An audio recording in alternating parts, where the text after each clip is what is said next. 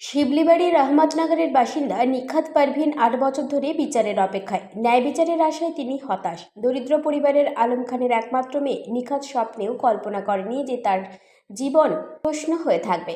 সে তার কষ্টের গল্প বলতে গিয়ে কাঁদতে শুরু করে। তিনি জানান 2015 সালে বরাকর মানবাড়িয়ার পশ্চিমবঙ্গ উসমান খানের ছেলে ইরফান খানের সঙ্গে মুসলিম রীতি অনুযায়ী যৌতুক নিয়ে বিয়ে হয়।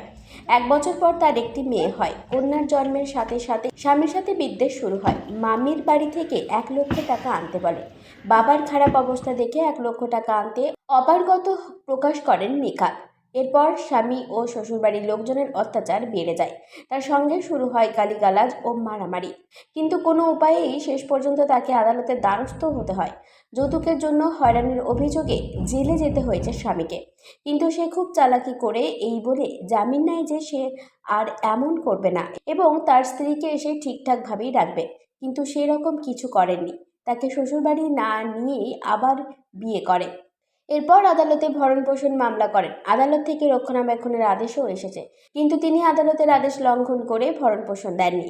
তিনি আদালতের তারিখের পর তারিখ পাচ্ছেন কিন্তু আদালতে হাজিরাও দিচ্ছেন না। একটি মেয়ে আছে যার বয়স 8 বছর। পড়ালেখা ও জীবনযাপনের সমস্যায় পড়েছেন তিনি। एक साल भर 9 महीना बाद मेरी बेटी हुई। 30 नवंबर 2015 में मेरी बेटी हुई। उसके बाद मेरे हस्बैंड को एतराज़ हो गया कि मुझे लड़की हो गई, इसीलिए वो मुझे सताने लगा और बोलने लगा कि अपना घर से 1 लाख रुपया लेके आओ, तब तुमको रहने देंगे, नहीं तो तुमको घर घुसने नहीं देंगे। उसके बाद मेरा परिवार सहमत नहीं था 1 लाख रुपया देने के लिए, तो हमको सताने लगा, जान से मार देने की कोशिश करने लगा। और क्या बोलता है कि कहाँ शादी हुई थी आपकी? मनबड़िया मस्जिद के सामने में। क्या नाम था आपका शौहर का? इरफान खान, एमडी इरफान खान। अच्छा, ठीक। और बताइए आगे घटना। एमडी इरफान खान से मेरी शादी हुई थी और वो हमको काफ़ी मारता था, पीटता था। और क्या बोलता है, मेरे बेटी को भी मारता पीटता था। हमको गर्दन में रस्सी फंसा देता था, गर्दन में दुपट्टा बांध देता था, कसता था। और हम जब अत्याचार का विरोध बोलते थे तो हमको भी मार पीट के घर से निकाल देता था और बोलता था जाओ अपने बाप घर जाओ, वहाँ से पैसा लेके आएगी 1 लाख रुपया, तब तुमको घुसने देंगे, नहीं तो तुमको घुसने नहीं देंगे। और उसके बाद हमको ला के मेरे घर पर पहुँचा दिया। उसके बाद हम लोग धनबाद कोर्ट में फाइल किए, थाना गए तो थाना से कोई ही नहीं हुआ, हमको कोई ही नहीं मिला। उसके बाद हम लोग धनबाद कोर्ट से डायरेक्ट केस किए। उसके बाद वहाँ से समझौता हुआ, बॉन्ड बना।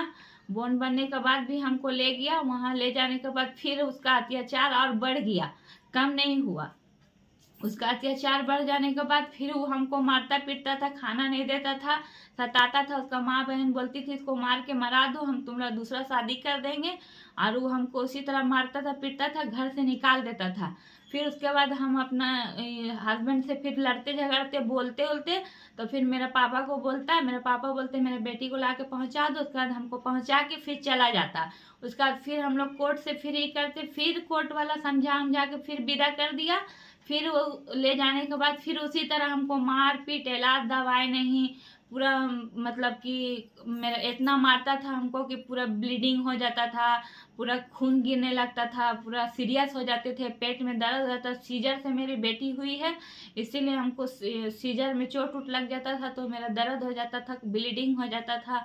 उसके बाद फिर हमको ला के पहुँचा के फिर चला जाता। फिर हम लोग कोर्ट से किए तो हाई कोर्ट, उसको बेल नहीं मिल रहा था तो फिर हाई कोर्ट गया, वो धनबाद से बेल नहीं मिला तो हाई कोर्ट गया, हाई कोर्ट से उसको मिला बेल। तो उसके बाद बोला कि हम गच्छा था कि हम ले जाएंगे, भाड़ा घर में रखेंगे। उसके बाद वो फिर हमको लेने गया और जब लॉकडाउन लगा था तब लॉकडाउन में चुपे चुपे जाके इसमें बरनपुर कोर्ट में जाके शादी कर लिया। और उसके बाद 1 महीना बाद जाके वलीमा कर रहा। जब हम लोग को पता चला तो हम लोग थाना गए। जब थाना वाला को बोले तब जाके हम वहाँ रोने भी लगे भैया।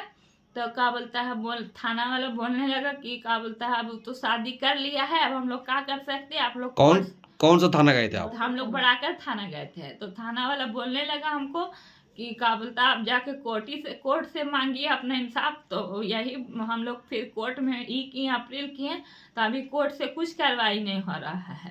तो कोर्ट से वारंट जा रहा। फिर हम लोग 2019 में मेंटेनेंस केस किए, मेंटेनेंस भी 1 रुपया हमको नहीं मिल रहा है। और ना मेरा बच्ची का पालन पोषण ठीक से हो पा रहा, ना हम पढ़ा सक रहे हैं, कुछ नहीं कर रहे हैं।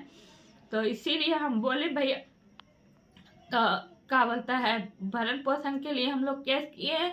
अभी तक ना 1 रुपया मिल रहा है। कोर्ट वाला नोटिस भेज रहा, नोटिस जा रहा, वो हाजिर भी नहीं हो रहा, और ना डेट पर आ रहा है, ना 1 रुपया। हम जानते हैं कोई नहीं है मेरा।